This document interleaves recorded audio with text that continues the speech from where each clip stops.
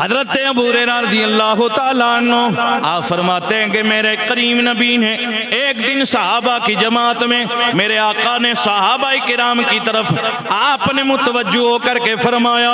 ओ मेरे गुलामों,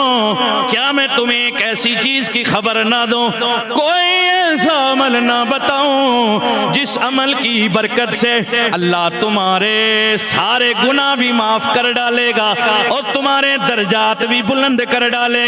तुम्हारे दर्जे भी बुलंद होंगे, तुम्हारे गुनाह भी माफ होंगे। मेरे करीम नबी के गुलामों ने अर्ज किया, हुजूर ऐसे अमल के बारे में हमें जरूर बताइए, वो कौन सा अमल गए, कौन सी चीजें गए। मेरे आका ने फरमाया, वो पहली चीज ये गए, मेरे आका ने फरमाया, जिस वक्त बंदे के लिए वुजू करना नागवार हो, दिल न चाहता हो कि वुजू करो, ऐसी हालत में उस वक्त में ओ जो बंदा खड़े होके वुजू कर लेता गए, तवज्जो रखना, तवज्जो रखना, जब बंदे के लिए वुजू करना नागवार हो उस वक्त में बंदा वुजू कर ले। मेरे आका ने फरमाया कि दूसरा मेरे आका ने फरमाया कि जनाबे वाला मस्जिद की तरफ जो अपने कदमों की कसरत करता गए, अब प्यो जनाबे वाला ज्यादा चलता गए, अल्लाह उसे भी बख्श देता गए, अल्लाह उसके दर्जात भी बुलंद करता गए। फिर मेरे करीम नबी ने फरमाया, ओ लोगो,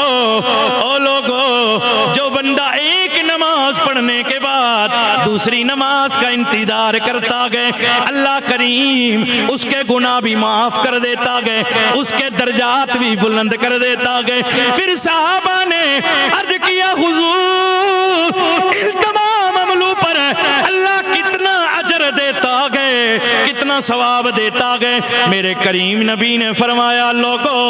रब ताला इन तमाम को